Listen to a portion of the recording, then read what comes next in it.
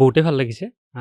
কালি যিটো ফলাফল পালোঁ, তাৰ পৰা মই যিটো ৰেংক পাইছোঁ, মই এইটোত বহুতেই সুখী আৰু তাৰ কাৰণে মই কৃতজ্ঞতা মোৰ মা-দেউতা আৰু বন্ধু-বান্ধৱ আৰু যিখিনি বংশ কুটুম্ব যিখিনি আছে, সকলোকে মই জ্ঞাপন কৰিছোঁ। কাৰণ তেওঁলোকে যিটো মোৰ ওপৰত বিশ্বাস এটা ৰাখিছিল, সেইটোৱে মোক বহুতখিনি মটিভেশ্যন দিছিলে আৰু সেইটোৰ কাৰণে মই ভাবোঁ মই সফলতা পাইছোঁ। প্ৰথমতে আপোনাৰ পৰিচয়টো দি দিয়ে। হয়, মোৰ নাম দীপু দাস। মই কামৰূপ জিলাৰ অন্তৰ্গত সাতপখলি গাঁৱৰ বাসিন্দা।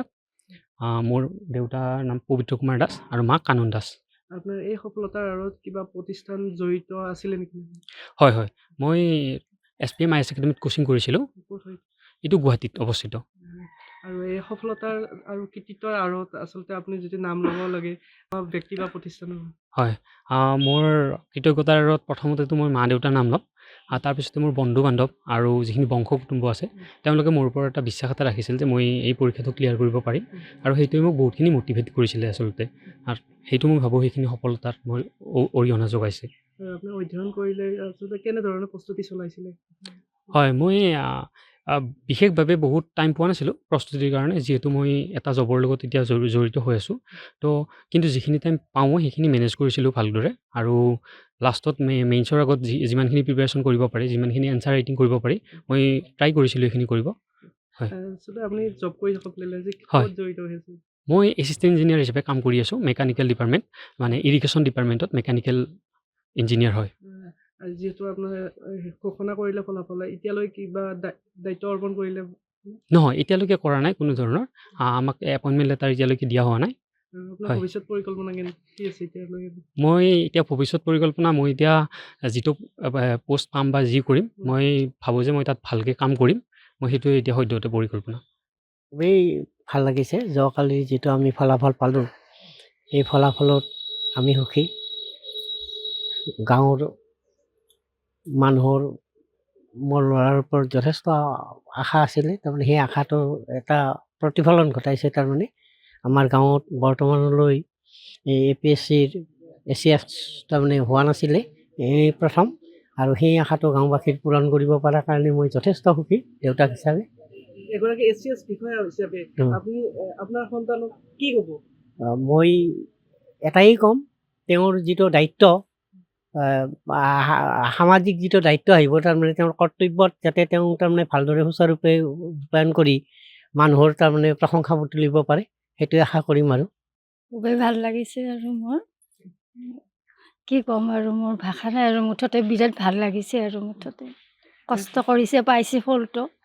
আপুনি ভাবিছিলে নে তেখেতে এগৰাকী ACS পৰীক্ষাৰ বাবে মই চলাইছিল? মই ভাবিছিলোঁ, কাৰণ সন্তই যিমান কষ্ট কৰে নহয়, যিটো বস্তু কৰোঁ বুলি ভাবে, লাগে বুলি ভাবে, বহুত কষ্ট কৰে আৰু মই জানো সেইটো হ'বই। তাৰমানে কি ক'ব আপোনাৰ ল'ৰা? এতিয়া মই কি ক'ম আৰু, মানে বহুত বহুত বহুত ধন্যবাদ দিছোঁ সন্তক।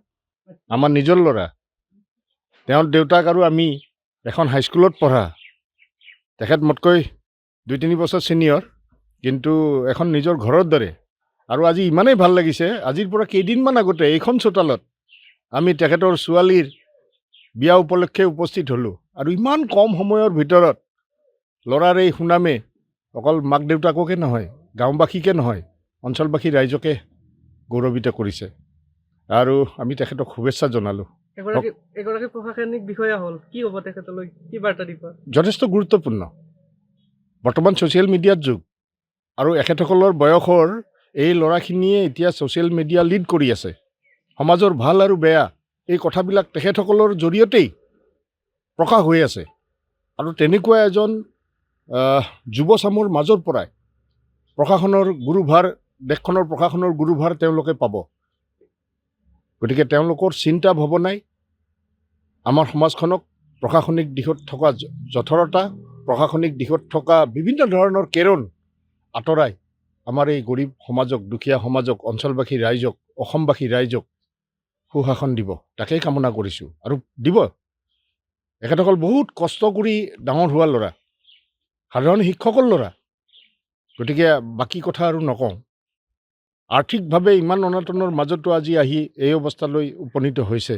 গতিকে তেখেতসকলে কষ্ট কি বস্তু জানে।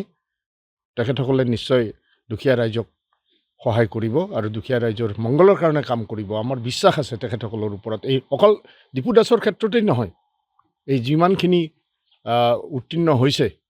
মেক্সিমামৰে ইণ্টাৰভিউ কালি আপোনালোকৰ বিভিন্ন মিডিয়া চেনেলৰ জৰিয়তে আমি দেখা পাইছোঁ। গৰীব গৰীব ঘৰৰ ল'ৰা আগুৱাই আহিছে। তেখেতসকলৰ ওপৰত দেশবাসীয়ে আশা ৰাখিছে। আজি আমি অসম জাতীয় পৰিষদৰ ফালৰ পৰা পলাশবাৰী সমষ্টিত সমিতিৰ তৰফৰ পৰা দীপু দাসক অন্তৰৰ মৰম, শুভেচ্ছা আৰু শ্ৰদ্ধা জ্ঞাপন কৰিছোঁ। যিকোনো খবৰৰ বাবে যোগাযোগ কৰক 7099017330 লগতে 7099017110 নম্বৰত।